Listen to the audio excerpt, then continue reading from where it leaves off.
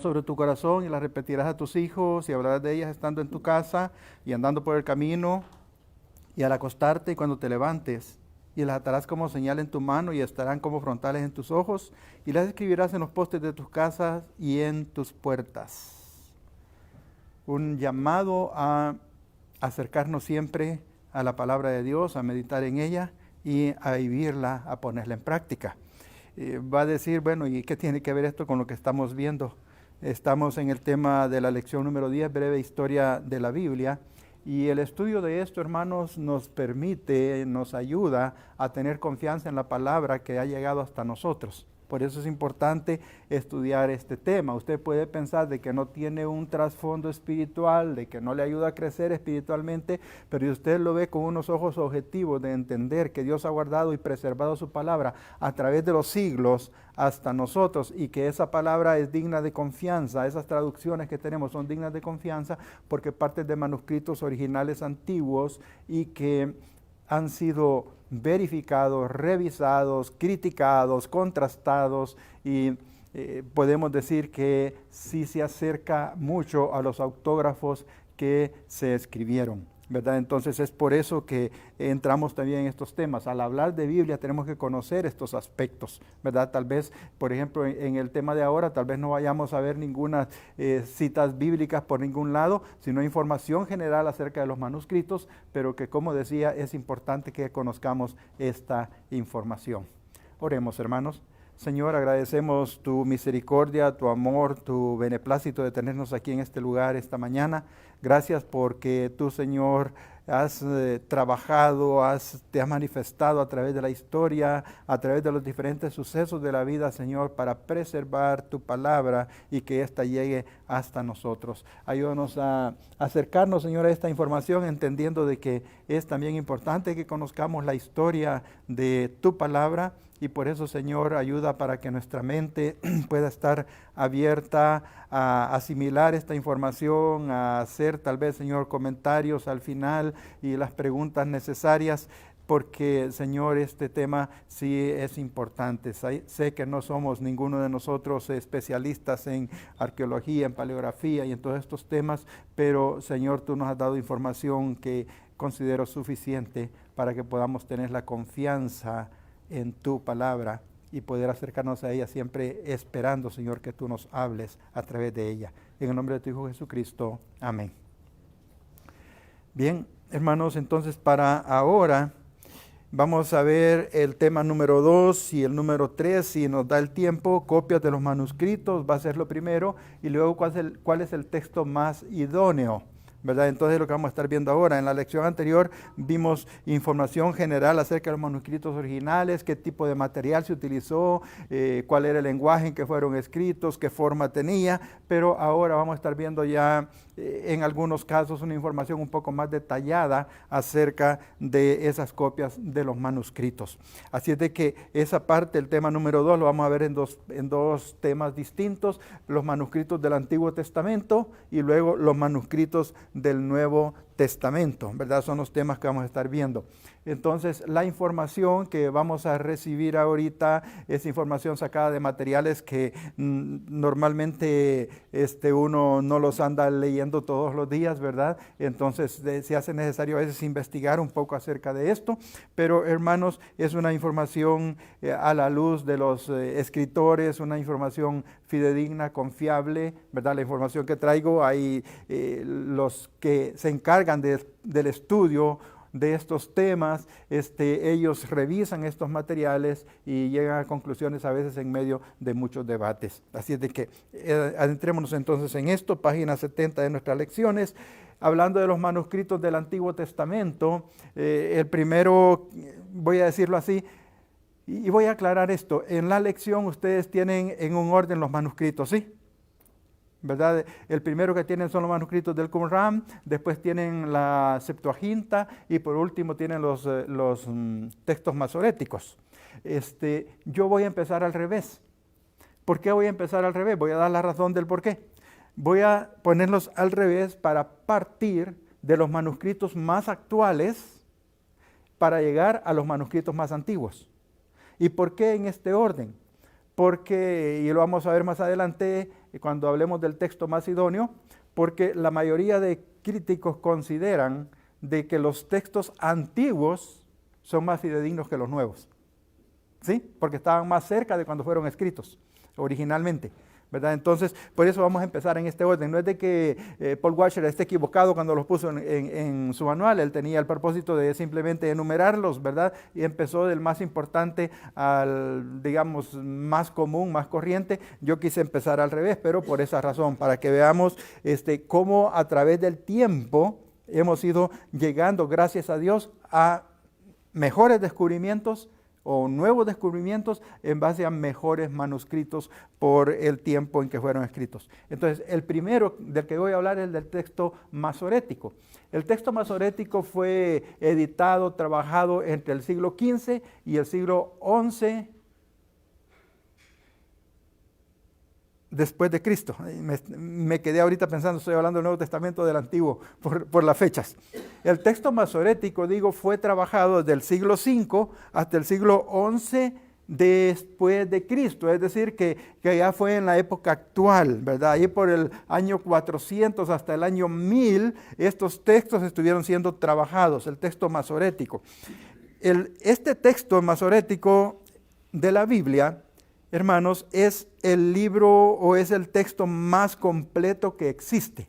Es decir, el texto masorético de la Biblia hebrea es el texto más completo que tenemos. Hay diferentes manuscritos que les falta una parte, no porque no la hayan escrito en algunos casos, sino porque esas páginas se perdieron, se rompieron, son fragmentos, son pedacitos los que se han encontrado, pero en el caso del manuscrito masorético es, como decía, uno de los más completos que tenemos acerca del texto antiguo.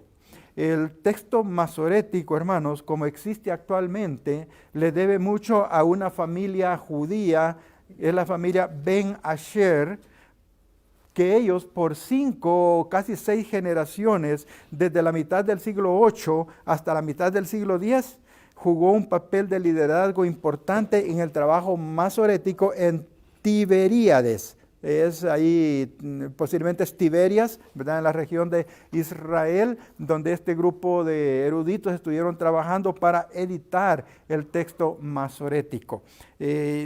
Yo sé que cuando hablamos del texto masorético puede ser algo, bueno, ¿y de qué estamos hablando ahorita? ¿Con qué se come eso? ¿Con qué se toma? ¿Verdad? Vamos a hablar qué es el texto masorético un poco más adelante.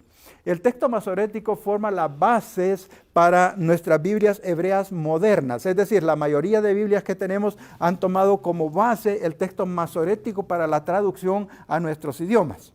Eso no quiere decir que no hayan tomado en cuenta con los nuevos descubrimientos los otros rollos, los otros manuscritos que se han descubierto y que ustedes van a ver que es importante tomarlo en cuenta. Dice que el texto masorético es el prototipo contra el cual se hacen todas las comparaciones de los estudios de textos del Antiguo Testamento, ¿verdad? Es decir, es el que se toma como base para que los otros escritos que vamos encontrando se hagan comparaciones con lo que ahora tenemos. Entonces, los masoretas, y por eso se llama texto masorético, porque hay unos masoretas, de eso hablamos el domingo pasado un poco. Los masoretas fueron aquellos que se encargaron, tomaron la tarea, el trabajo de agarrar el texto hebreo. ¿Recuerdan que hablábamos de que el texto hebreo no tiene vocales? Solo consonantes. Los masoretas se encargaron de agarrar el texto hebreo y asignarle puntos vocálicos, o las vocales, digamos nosotros, aunque ellos no escribían una vocal, sino que eran ciertos puntitos, comitas y esos tipos de signos, para que la pronunciación fuera la adecuada, ¿verdad? La correcta. Entonces el trabajo de ellos no era modificar lo que el texto decía, sino ponerle los signos adecuados para ser pronunciado, leído correctamente. Esta escuela de erudición estuvo en boga entre los años 500 y el año 1000 después de Cristo, ¿verdad? Fue cuando ellos se especializaron más. Y ellos estandarizaron el texto tradicional, que como decía ahorita, formado solo de consonantes, al agregarle puntos para las vocales y también notas al margen. Las notas al margen eran comentarios acerca del texto, ¿sí? No era que cambiaron el texto. Es lo que usted hace con su Biblia, supongo yo, ¿no? Usted agarra su Biblia y la está estudiando y llega a un pasaje y entonces usted dice, este pasaje significa esto, o este pasaje me da a entender esto, o esto lo puedo aplicar de tal forma, y usted allí en un ladito con su pluma le escribe la nota, ¿verdad?, referente a ese versículo. Entonces, ese fue el trabajo de los masoretas. No fue la modificación del texto en sí, sino que ponernos esas formas de pronunciación y en algunos casos ellos los comentarios. De hecho, los comentarios no forman parte del texto bíblico. ¿Sí? Cuando se han sido traducidos, esos comentarios no forman parte de la Biblia. No sé si me doy a entender. Usted ahora viene y toma una traducción que hicieron los masoretas, toma un manuscrito de los masoretas y dice, voy a traducir la Biblia, voy a traducirla del texto masorético al español, por ejemplo, y usted empieza a escribir la traducción, pero los comentarios que ahí tiene no los incorpora en el texto bíblico. ¿Por qué? Porque no forman parte del texto bíblico, son comentarios. ¿Sí me di a entender? Ok. Entonces, ese fue el trabajo de ellos y por eso se llama texto masorético. Entre los textos masoréticos hay diferentes códices, diferentes libros, ¿verdad? Diferentes obras que recibieron, por lo tanto, también diferentes nombres. Yo sé que en el manual, pues, tal vez no se mencionan todo en detalle, y el manuscrito masorético más antiguo es el Códice Cairense, o Cairensis, como dice acá. Este fue escrito en el año 895 después de Cristo. O sea, hace poco tiempo, ¿no? El siglo IX, bueno, poco tiempo relativamente, siglo IX después de Cristo. Y se le atribuye a Moisés ben Asher, o sea, era una de la familia que les estaba mencionando al principio. Este Códice Cairensis, hermanos, este manuscrito contenía a los primeros profetas. Está escrito esto de la división en el canon hebreo, ¿ok? En el canon hebreo los primeros profetas eran los que nosotros ahora conocemos como los libros históricos, ¿sí? Cuando hablamos de los primeros profetas en la Biblia hebrea, ellos le llamaban primeros profetas a los que escribieron los libros históricos. Por eso tenemos a Josué, Jueces, Samuel y Reyes, ¿verdad? Esos son los primeros profetas. Y luego también el manuscrito contiene también a los últimos profetas, que son Isaías, Jeremías, Ezequiel y los 12 profetas, ¿verdad? Entonces, los 12 profetas menores. Todo esto está en este manuscrito. Ahora, el resto del Antiguo Testamento no aparece en este códice, en el Códice Cairensis. Tenemos también dentro de los manuscritos masoréticos otro código importante, que es el Códice de Alepo. Este manuscrito contenía el Antiguo Testamento completo. ¿Ven? No era simplemente una parte, sino que tenía todo el Antiguo Testamento y la fecha es alrededor de la primera mitad del siglo X después de Cristo. Es decir, estamos hablando allí por entre el año 900 y 950 después de Cristo. El otro manuscrito que data de esta misma grupo de códices es el Códice de Leningrado o Códice Leningradensis. Esta tiene una nota que dice que fue copiado en el año 1008 después de Cristo, y en esa nota dice que había sido escrito por Aarón ben Moses ben Asher. Son nombres hebreos, por el nombre no se preocupen, ¿verdad? Este código de Leningrado, me salté una información que quería darles, pero ahorita lo voy a mencionar junto con esto. En cuanto al Códice de Leningrado, es el código que más se usó. O sea, ¿en qué sentido? Puesto que el texto hebreo completo del Antiguo Testamento, que era el Códice de Alepo, que mencioné hace un rato, no estuvo a disposición de los eruditos a principios del siglo pasado. Entonces, el Códice del Leningrado fue el que se usó como la base textual para los textos populares hebreos de hoy. O sea, lo que está diciéndonos este comentario es que el manuscrito o el Códice de Leningrado era el que se usó como base porque aún no se había descubierto el Códice de Alepo. Porque el Códice de Alepo, la gente cuando lo vio hizo un comentario, los críticos lógicamente, que decían que ese códice se había perdido y que no se encontraba, pero eso, gracias a Dios, no resultó ser verdad, sino que fue encontrada, el códice fue encontrado, se perdieron algunas partes, pero la mayor parte del códice de Alepo sí se encontró, sí se salvó, no se perdió, y la gente, los críticos consideraban que se había perdido. Por eso no teníamos el códice de Alepo, entonces se utilizó el códice de Leningrado, ¿verdad? Porque el códice de Alepo es más antiguo que el códice de Leningrado. Yo sé que ahorita usted dice, mire, ¿qué estamos hablando? Pero hermanos, voy a tratar de resumir esta parte ahorita, ¿verdad? Porque es interesante. Cuando hablamos de los manuscritos masoréticos, entre los diferentes manuscritos masoréticos hay códices. En la clase anterior vimos que un códice ya era un cuero que estaba unido por el lomo para formar algo parecido a los libros que ahora tenemos, ¿verdad? Entonces, de esos códices hay 3 que son los más importantes, que es el Cairensis, que ya lo mencioné primero, el códice de Alepo, que es uno de los más completos, y luego el códice de Leningrado, que es el que está completo. Pero en cuanto a importancia por antigüedad, el códice de Alepo es el mejor. Es decir, como que usted tenga un libro y ese libro tiene un nombre. A esos nombres me refiero ahorita, ¿verdad? Y estos son los que se usaron para traducir las escrituras.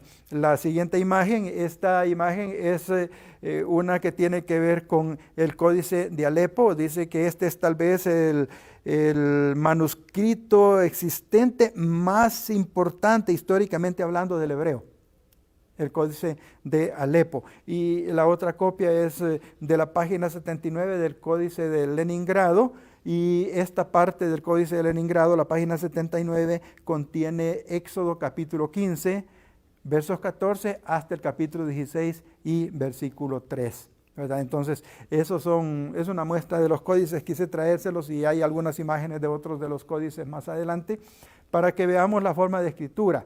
Hay una cuestión, por ejemplo, ustedes pueden ver en el códice de Alepo que está escrito en 3 columnas. Era una costumbre antigua escribir en columnas en la página, no toda la página completa, ¿verdad? Era normal escribir en 2, 3 y a veces hasta más columnas. Si ustedes tuvieran oportunidad o se dieran a la tarea de buscar manuscritos por internet, van a encontrar algunos que tienen hasta 5 columnas, ¿verdad?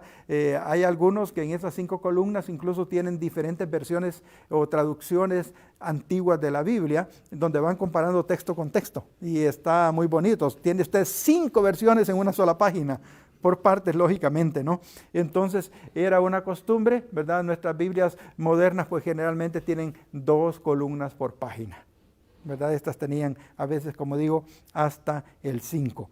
Luego del texto masorético, tenemos el Pentateuco samaritano. Nuestra lección no lo menciona.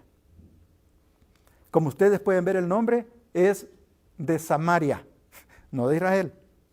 ¿Pero por qué lo traigo? Este fue escrito, vean la fecha, posiblemente, no se ponen todavía muy de acuerdo, entre el siglo V y el siglo IV antes de Cristo. Ustedes recuerdan, hermanos, o deben de recordar, y por si alguno todavía no está informado acerca del tema, Israel era una sola nación que se componía de 12 tribus.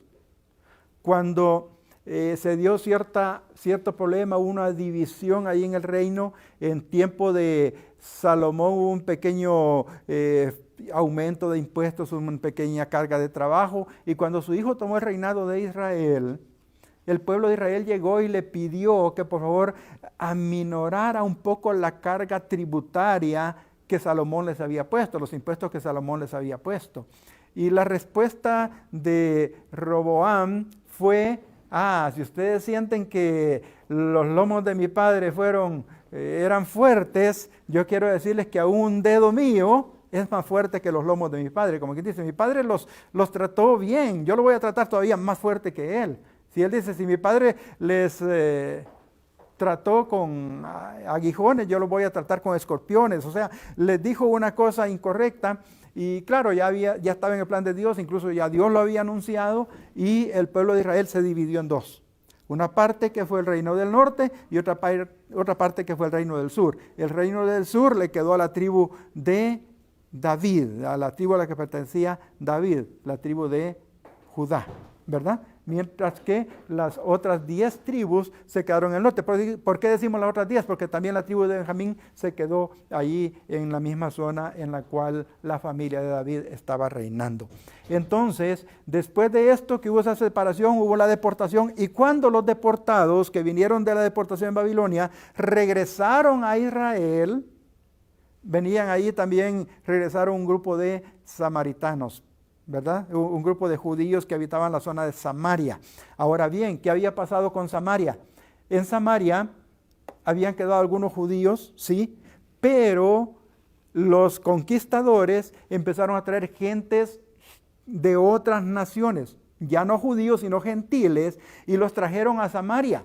Y estos gentiles se empezaron a unirse en matrimonio, los judíos empezaron a unirse en matrimonio también con estos gentiles, los hombres tomaban mujeres gentiles para esposas, los hombres gentiles tomaban mujeres judías para esposas, y entonces al final resultó ser no una raza judía pura. Y cuando se dio la cuestión de que los deportados regresaron, y ya ellos quisieron participar incluso en el culto, en el templo y todo eso, tuvieron problemas, ¿verdad? Y ya no pudieron estar de acuerdo. No se sabe en realidad en qué fecha fue que se escribió esto, se pone esa fecha tentativa, porque a partir más o menos del siglo V fue cuando se dio esa división ya bien marcada entre los judíos y los samaritanos. Entonces, ¿qué hicieron los de Samaria? Los de Samaria tomaron el Pentateuco y lo declararon, por así decirlo, como su Biblia. Es decir, en el Pentateuco samaritano no están incluidos los otros libros, y ellos definieron el Pentateuco como su única norma de dirección, no los demás libros, sino el Pentateuco samaritano. Entonces, ¿qué pasaba con esto? Ustedes recuerdan que cuando Jesús habló con la mujer samaritana, ¿qué le dijo a la mujer acerca del lugar de reunión? Le dijo, ustedes dicen que en Jerusalén, pero nosotros decimos que no es allá. ¿En dónde era? En Gerizim, aquí en este otro monte donde nosotros debemos de adorar. Y empezaron esto, ¿verdad? Tenían esa diferencia. Entonces, ¿qué pasó con el Pentateuco samaritano? La mayoría pensaron de que el Pentateuco samaritano estaba contaminado. Dice que este representa un texto de origen todavía mucho más antiguo que el texto masorético. El texto masorético dijimos que era ya en nuestra era, ¿se recuerdan? Siglo V a siglo XI de nuestra era. Pero el Pentateuco samaritano es del siglo V, IV antes de Cristo. O sea, estamos hablando de una diferencia de años enorme, pero por esa situación muchos dijeron que este Pentateuco samaritano era el resultado de las diferencias sectarias entre los samaritanos y los judíos, porque ellos lo querían ver de otra manera. Algunos lo vieron simplemente como una revisión sectaria del texto masorético, y eso le quitaba fecha, eso le quitaba tiempo, porque ellos decían, no, este texto es nada más una revisión del texto masorético, pero ha venido a resultar de que el texto del Pentateuco samaritano es más antiguo que el texto masorético. Y saben que sí tenían mucha razón cuando pensaban esto, no en la conclusión. ¿Por qué? Porque cuando compararon el Pentateuco samaritano con el manuscrito masorético, encontraron que habían unas 6,000 diferencias. 6,000 diferencias es significativo, ¿no? Pero muchas de esas diferencias nomás tenían que ver con escribir el texto en un idioma más popular que con alterar el significado. Es decir, las diferencias no tenían que ver con un cambio en el texto, en el significado del texto, sino con decirlo de una forma más clara. ¿Sí me doy a entender? Decirlo de una forma más clara. De hecho, ustedes ahorita tienen, y el texto, ay, los que se me enojan. El texto evangélico por excelencia ha sido siempre la Reina Valera. Generalmente usamos la revisión del 60, ¿no? De 1960. La Reina Valera 60.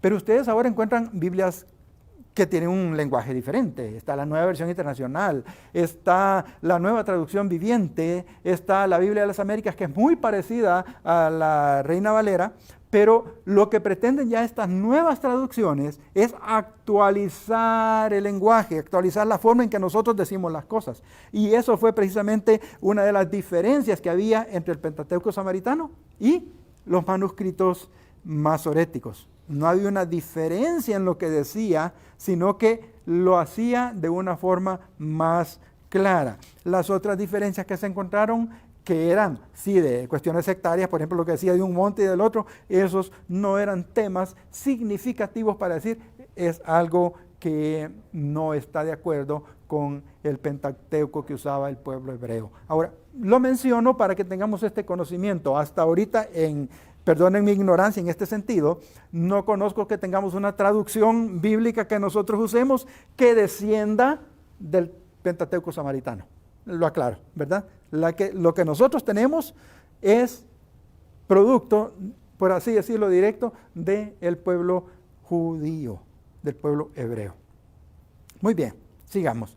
El hecho de que el Pentateuco samaritano tenía también, cuando ya se empezó a revisar, mucho en común con la Septuaginta, ya vamos a ver qué es la Septuaginta, mucho en común con los rollos que se encontraron en el Mar Muerto y también mucho en común con el Nuevo Testamento tal como ahora lo conocemos, revela que la mayor parte de las diferencias con el texto masorético no se debía a esas diferencias sectarias. Creo que ya lo expliqué bastante en el apartado anterior. Ese dibujito que se veía ahí a un lado en la pantalla es una parte del texto del Pentateuco samaritano, ¿verdad? Les traigo eso. Como ven, también está escrito en 2 columnas. Pasemos al siguiente. Ya vimos ahorita el texto masorético, ya vimos el Pentateuco samaritano y ahora vamos a ver, hermanos, la Septuaginta, de la que hablamos hace un poquito. Yo creo que Septuaginta es un término más conocido de todos nosotros. Cuando hablamos de la Septuaginta, estamos hablando, hermanos, de la primera traducción hebrea de la Biblia, el Antiguo Testamento, a un idioma que no fuera hebreo. No fue traducida al latín, no fue traducida al español, fue traducida al griego. La Septuaginta es una versión griega del Antiguo Testamento y es la primera traducción del Antiguo Testamento que se hizo a otro lenguaje. Según la historia, la Septuaginta fue editada entre el siglo III a.C. y el siglo II a.C., en un periodo más o menos de 150 años por ahí. Aquí dice, tengo ya en realidad fechas, digamos años, según la tradición, la Septuaginta fue traducida entre el año 280 y el año 150 a.C. en la ciudad de Alejandría en Egipto. Alejandría fue el centro, hermanos, de sabiduría de la época antigua. Allí habían las personas que se encargaban de copiar las escrituras, que eran profesionales en hacerlo, ¿verdad? Y ellos fueron los encargados de traducir. En ese lugar se tradujo la Septuaginta. Esta información no la traigo, pero es conocida de ustedes también, supongo. Es que se llama Septuaginta porque deriva del número 70. ¿Sí? O sea, Septuaginta no es porque se le ocurrió a alguien decir, se oye bonito, ¿no? Sino que deriva, del número 70. Según la tradición, para traducir la Biblia hebrea al griego, participaron 72 personas, no 70, 72. Se redondeó a 70 para no complicarnos con el nombre, ¿no? Eran, hermanos, 6 judíos de cada una de las tribus del pueblo de Israel. ¿Cuántas tribus eran? 12. Por 6 eran 72 personas. Pero bien, se redondea a 70, pues como digo, para cuestión de nombre, Septuaginta. Es decir, en esto incluso se menciona que hubieron cuestiones tan milagrosas y que no sé qué, no voy a entrar en esos detalles, ¿verdad? Solo que tengamos la idea, fueron 72 personas las que participaron en esta traducción, tradujeron partes distintas, es más, algunos dicen que entre los que traducían, hicieron al final la comparación de la traducción de cada uno de ellos y resultó milagrosamente, ¿verdad? Y digo milagrosamente porque cada uno piensa a veces diferente de un texto y esta palabra parece que consideramos que es mejor para esta otra. Y les voy a poner un ejemplo, no se me vayan a enojar, un ejemplo de aquí, digo de aquí de Estados Unidos, no de aquí de la iglesia. Cuando usted recibe una llamada telefónica y no tiene tiempo de atenderla, y ya se acostumbró a hablar como hablan aquí, usted le dice, te llamo para atrás. ¿Cómo va a ser? ¿Verdad? Le llama para atrás. Y todo es por traducir literalmente, I call you back. En español tiene que decirse, te devuelvo la llamada. No te llamo para atrás. O sea, si usted le va a decir en español, ok, ahí te devuelvo la llamada. Es la forma de decirlo. Es la forma correcta de traducirlo. Digo correcta en el sentido de lo un poco más fino, ¿no? Lo mismo sucedía acá, ¿verdad? Cuando ellos hicieron esas traducciones y las compararon, resultó ser de que las traducciones eran idénticas. Cuando tradujeron, dice, utilizaban las mismas palabras, las diferentes personas que tradujeron esa parte de la Septuaginta, cuando las compararon, encontraron, dice, que habían escrito exactamente lo mismo, literalmente lo mismo. ¿Verdad? Entonces dicen, fue una preservación milagrosa, no dudo que Dios pueda hacerlo, pero no lo tenemos en sí documentado y por eso es que solamente se los menciono. Ahora bien, sigamos con la Septuaginta. Es la traducción griega, ya lo mencioné al principio, más antigua del Antiguo Testamento. Su testimonio, hermanos, es mucho más antiguo que el texto masorético. Estamos hablando de una diferencia de prácticamente 1200 años entre la Septuaginta y los textos masoréticos. ¿Verdad? Es una diferencia de tiempo enorme. La Septuaginta era el texto estándar del Antiguo Testamento y era, hermanos, el que se usaba en la iglesia primitiva.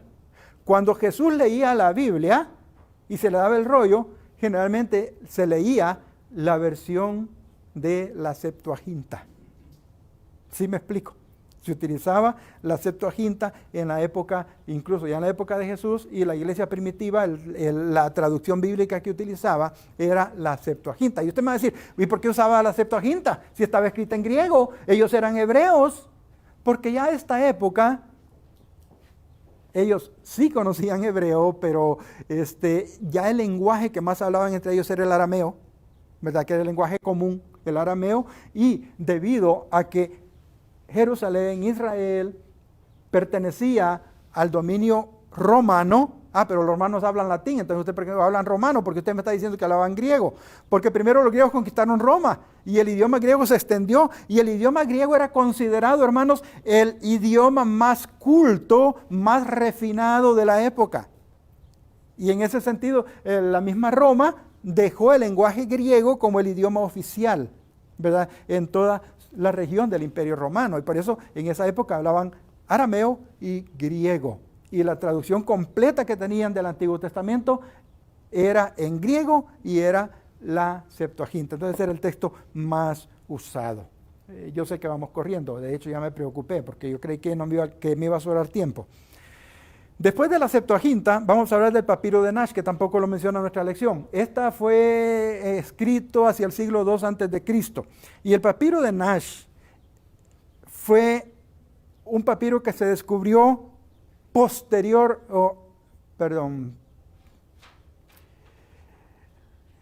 ya me enredé. Déjenme afinar primero el detalle. Okay. Antes del descubrimiento de los rollos del Mar Muerto, el papiro de Nash era el que se utilizaba, era el más antiguo que teníamos de la Biblia hebrea, fragmento, no completo. Entonces, en ese sentido, lo que quería decir es, el papiro de Nash fue encontrado antes que los rollos del Mar Muerto.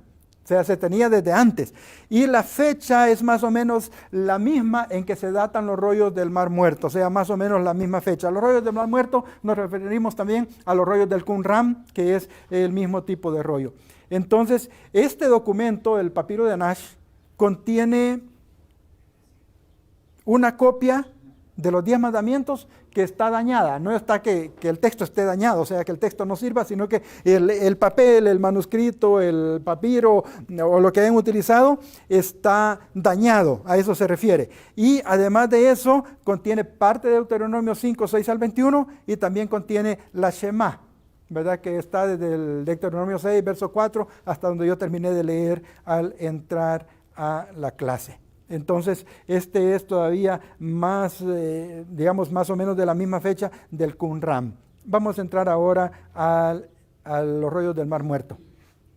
Los rollos del Mar Muerto, o los de Qumran, fueron escritos entre el siglo II antes de Cristo hasta más o menos la mitad del siglo I después de Cristo. O sea, 1,5, la mitad del siglo II, perdón, después de Cristo. O sea, lleva más o menos ese periodo de tiempo. Los testimonios más antiguos de la Biblia hebrea son los textos que se descubrieron en Wadi Qumran entre los años 1940 y 1950. Dice Wadi Qumran, lo tomo así porque estoy citando, y por cierto he olvidado citar el nombre de donde está sacado esta fuente, ya se lo voy a mencionar más adelante, ¿verdad? Wadi es un término árabe que se le da a aquellos arroyos o aquellos ríos, aquellas fuentes de agua que solamente tienen agua en la época de lluvia y después se secan, ¿sí? A eso se le llama Wadi, ¿verdad? En el lenguaje árabe, y así le llaman a esa región. Entonces, esto fue descubierto ahí por 1940, 1950, en realidad algunos dicen que fue ahí por 1947, son datos históricos que a veces no tenemos exactamente la fecha, pero fue en esta década. Es importante, yo estaba haciendo una relación que nada tiene que ver con esto. Israel fue reconocido como Estado por las Naciones Unidas en mayo de 1948, ¿sí? Y estos descubrimientos del Qumran empezaron ahí por 1947, ha abarcado un poco más de tiempo.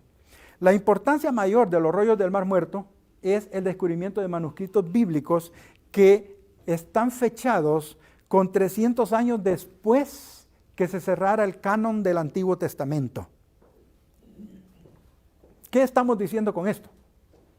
Que cuando el canon del Antiguo Testamento ya estaba definido por los judíos, estos manuscritos fueron copias de ese canon que tienen unos 300 años de diferencia entre la definición del canon y el tiempo que se escribió.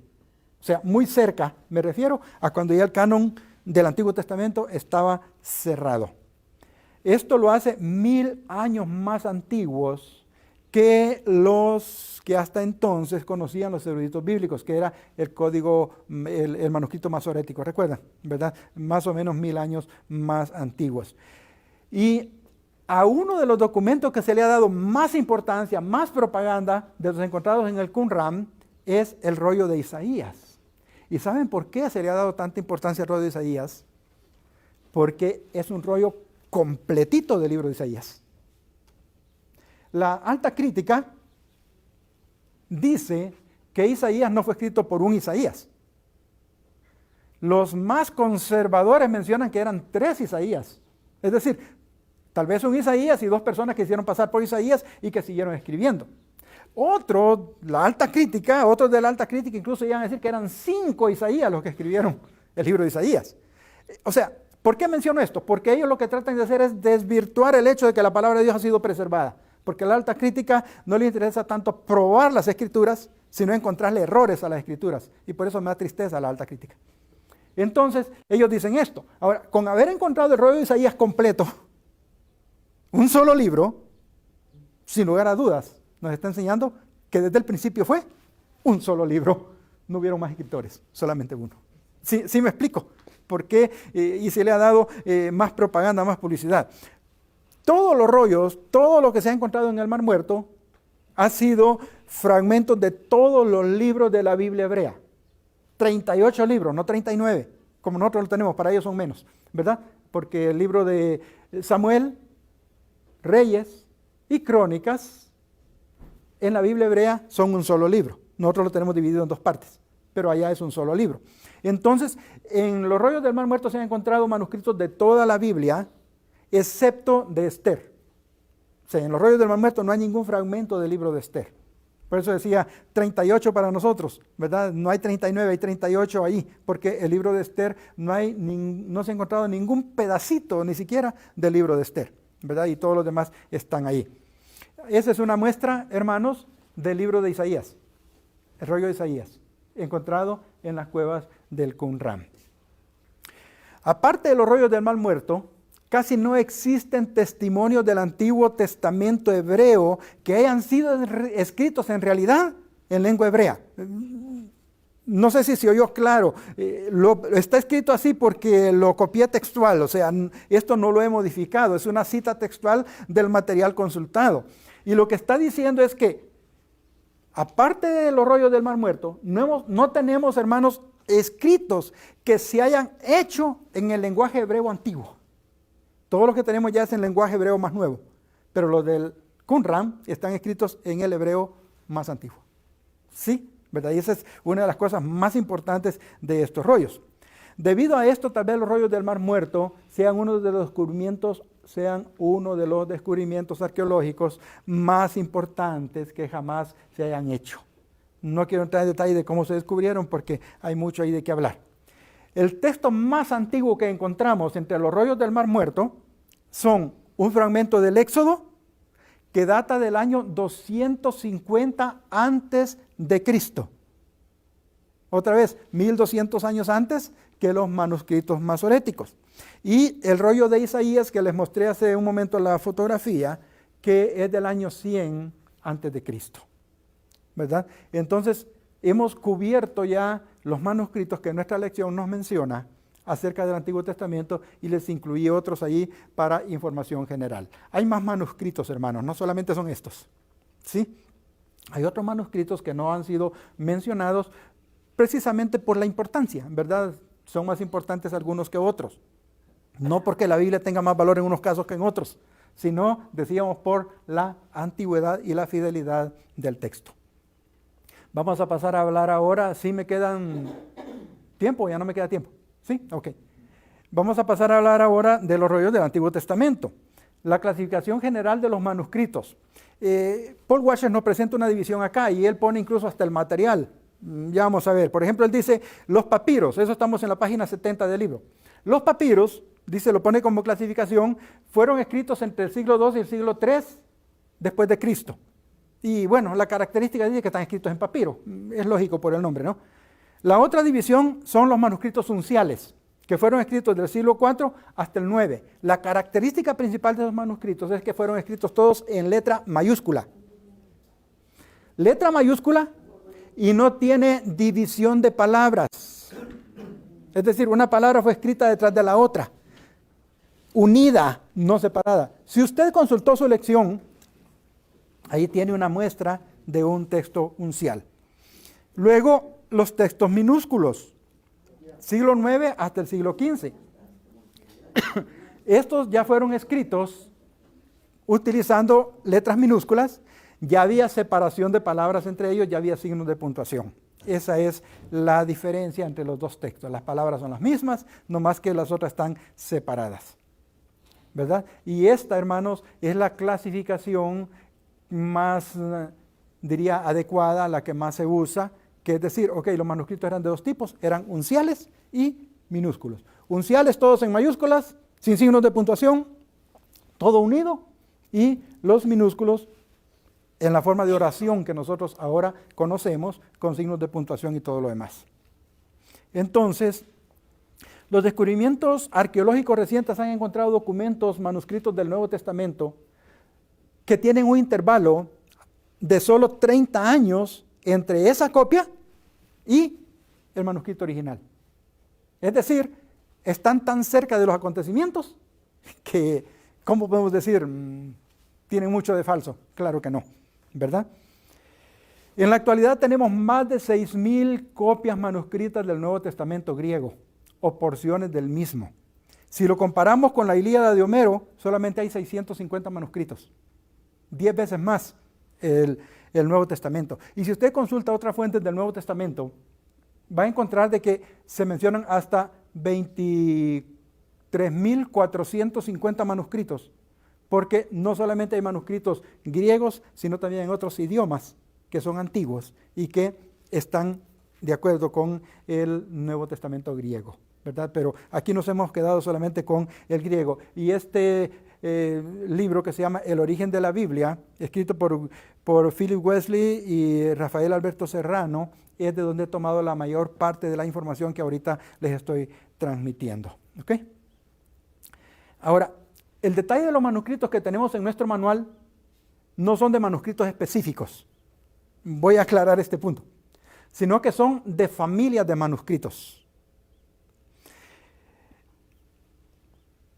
no tenemos así como ahorita dije, miren, este es un rollo de tal, este es un rollo de aquel, sino que es una familia de manuscritos. ¿Qué queremos decir con esto? Bueno, ustedes saben que es una familia, ¿no? El término general de familia, hay un padre y una madre, vienen hijos, los hijos de este tienen más hijos, y desde ahí podemos detallar, digamos, de dónde venimos, por decirlo así. Las familias textuales son grupos de manuscritos que comparten características comunes en cuanto al texto, lo que sugiere que descienden de un pasado común, es decir, un manuscrito original y de aquí surgieron otros manuscritos. A eso se le ha llamado familia en los textos. ¿Qué es la ventaja de hacerlo en esta forma? Que permite a los estudiosos reducir el número de variantes que tienen que revisar y facilita la tarea de determinar cuál es la lectura más original, cuál es la traducción más correcta, cuál es la forma más correcta, cuál es la que más se acerca a la verdad.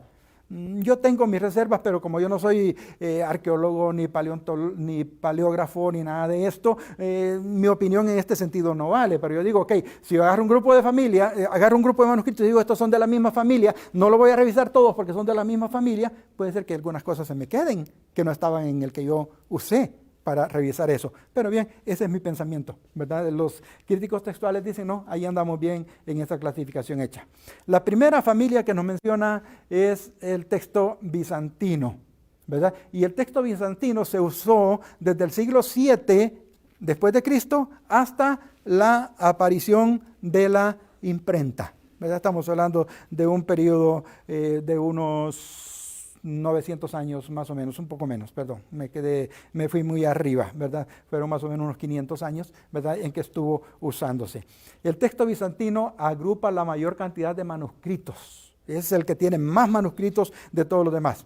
Se caracteriza porque tiende a armonizar el texto y a unir lecturas, es decir, a unir un libro con otro y a ponerlo ahí en común. Fue el que más se aceptó y el que más circuló en la época de la iglesia. Es la base para el Textus Receptus elaborado por Erasmo en 1516. Textus Receptus simplemente quiere decir texto recibido, ¿no? O sea, no vayan a pensar que es algo más que se come de otra forma, no, es un texto recibido, es lo que significa. También este texto, el del texto bizantino, ha sido llamado texto mayoritario, ese que tiene mayor número de manuscritos, texto antioqueño o texto sirio. Esta es información general. Después de hablar del texto bizantino, y si hablamos de bizantino, pues ya nos viene Bizancio a la mente, ¿no? Vamos a hablar del texto alejandrino. Ya de Alejandría ya hablamos, en Egipto, la zona norte de Egipto, donde se concentraban los eruditos, los escribas, los copistas, ¿verdad? Era un lugar, decíamos, de conocimiento, de sabiduría de la época antigua. Y el texto alejandrino data de la primera mitad del siglo V, ¿verdad? Ahí por el año 450. Se cree que fue escrito, como dije, en Alejandría. Ya esto ya lo mencioné. Cirilo Lucaris, no sé quién es, no me pregunten, no investigué quién era, lo llevó en 1621 de Alejandría, en Egipto, a Constantinopla, cuando fue nombrado patriarca de esta ciudad. En Constantinopla estaba una parte de la iglesia que fue la que se dividió con el cisma del Imperio Romano cuando se quedó la iglesia católica con su sede en Roma, y Constantinopla, que es la iglesia ortodoxa, se quedó en Constantinopla, ¿verdad? Y Cirilo Lucari fue nombrado patriarca de la iglesia en la ciudad de Constantinopla, y él se llevó una copia del texto alejandrino para Constantinopla. Supuestamente, bueno, este texto se caracteriza por la brevedad y la concisión. Es un texto corto, no está ampliado. Eso significa que no hubo comentarios, no hubieron explicaciones en medio del texto, ¿verdad? Y es un texto conciso, va directo al punto. Ya me preocupé. No sé si estoy bien con la hora, pero es que no veo muy bien. El otro texto es el texto occidental. Y el uso de este se circunscribe principalmente a la zona occidental del Imperio Romano, que implica, pues, lógicamente, la parte de lo que conocemos como Italia, ¿no? Esa parte, y la Galia, que viene a ser Francia. Y también se usó en el norte de África y Egipto. Este texto es un texto largo y usa muchos paréntesis. Adelante dice, se cambiaron, oigan, en este texto se cambiaron, se eliminaron y se añadieron palabras, frases y oraciones para aclarar, armonizar y enriquecer el significado del texto. A esto se conoce como paráfrasis. Las paráfrasis no son malas en sí, no son buenas en sí. La paráfrasis es simplemente tomar un texto, interpretarlo y decirlo todo en mis propias palabras, aunque no siga el orden del texto. Si ustedes quieren conocer una paráfrasis del Nuevo Testamento actual, bueno, no sé si todavía está en circulación, ustedes pueden buscar la traducción del Nuevo Testamento que tiene por nombre Dios es amor. Esa no es una traducción literal, sino que es una paráfrasis del Nuevo Testamento, ¿verdad?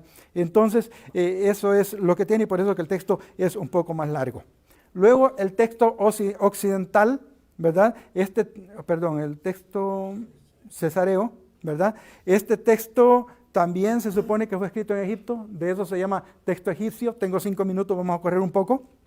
Se cree que Orígenes, uno de los patriarcas de la iglesia, llevó una copia a Cesarea y que Eusebio, otro de los patriarcas de la iglesia, era uno de los que usó este texto. De Cesarea, el texto fue llevado a Jerusalén. El texto cesáreo puede clasificarse como un punto intermedio entre los textos alejandrinos y los textos occidentales. Es decir, se queda como un punto neutro entre los dos textos. Estos son las 4 familias de textos que nos menciona nuestro libro. Ahora bien, el otro tema que decía que vamos a ver es cuál es el código o el texto más idóneo. No recuerdo cómo lo dice la lección, preferí poner el texto más idóneo. ¿Cómo lo dice la lección? El mejor texto. No sé qué, como que estoy clasificando los textos diciendo cuál es mejor. Vamos a definir el texto más idóneo, no el texto más idóneo, sino cómo se escoge el texto más idóneo, que es lo que vamos a ver. Primero, hermanos, se toma en cuenta la fecha del texto. Y cuando hacemos esto, si tenemos un manuscrito y vemos la fecha del manuscrito, vamos a escoger como mejor texto, como texto más idóneo, el que tiene la fecha más antigua. Los viejos somos mejores, ¿verdad? El que tiene la fecha más antigua, ese es el texto más preferido. En cuanto a leerlo, aquellos que son más fáciles de leer se hacen a un lado, se tienen para consulta, para revisión. Se agarra aquel texto más difícil de leer. ¿Por qué? Porque cuando los escribas estaban haciendo a veces algunas copias y encontraban una palabra que era muy difícil para los que venían y la cambiaban o lo explicaban. Se hacía más fácil leerlo. Por eso prefieren la que sea más difícil, porque esto se acerca más al original. También la longitud del texto. El texto tiene que ser el texto más corto o más conciso, no por haraganería, sino por lo mismo que acabo de decir. Cuando usted le agrega comentarios, explica una palabra, el texto se hace más largo. Entonces dicen ellos, no, es mejor el texto más corto porque no tiene explicaciones añadidas. ¿Sí? Número 4. Se escogen aquellos textos que tienen más diferencias. Y aquí sí, ¿verdad? Como que salió un poco raro eso, ¿verdad? Dice, el que contiene más aparentes contradicciones es el texto preferido. Porque con lo que estaba diciendo, al tratar de explicar algunas cosas y encontraban textos diferentes, lo que hacían a veces es unir los textos y darles una forma para hacer coincidir todos los textos juntos. ¿Sí me explico? Tomaba una versión y otra versión y decía, este parece que dice lo contrario, veamos cuál es el punto medio y expliquémoslo. Entonces, por eso se prefiere a aquellos que tienen más contradicciones, porque dice, ok, aquí sí, quiere decir de que este no trató de explicar nada, simplemente copió lo que tenía que copiar. Y por eso se prefiere eso. Y el último punto que nos menciona nuestra lección para escoger el texto más idóneo, para hacer una traducción bíblica, es aquel texto que armoniza más con el vocabulario y el estilo de todo el documento y de otros posibles escritos del autor. Es decir, si voy a tomar un escrito de Pablo, voy a revisar los manuscritos, el que voy a estar revisando, y voy a ver cómo se parece a cómo Pablo escribía. ¿Saben ustedes que por años, siglos, la carta a los hebreos se le ha adjudicado al apóstol Pablo? Hay ciertas similitudes entre lo que escribe Pablo y cómo lo escribe el escritor a los hebreos. Pero hay una diferencia grande, supuestamente, en el estilo de griego que ambos ocuparon. Los críticos actuales dicen, no, el libro de Hebreos no sabemos quién lo escribió. Así de que si a mí se me sale decirle que fue el apóstol Pablo, no se vayan a enojar. Aún en mi mente sigue siendo el apóstol Pablo por algunas cosas. Pero bien, los críticos textuales dicen, no fue Pablo. ¿Por qué? Porque el lenguaje del hebreo que se usa en la carta a los hebreos, el lenguaje que se usa no es igual a los demás escritos del apóstol Pablo. Entonces, así es como se selecciona el texto más idóneo para hacer una traducción de la Biblia. Hermanos, hasta aquí, con el material que tenía preparado, No sé si queda tiempo o no queda tiempo. Si hay tiempo, si hay tiempo para algún comentario o pregunta. No, yo sé que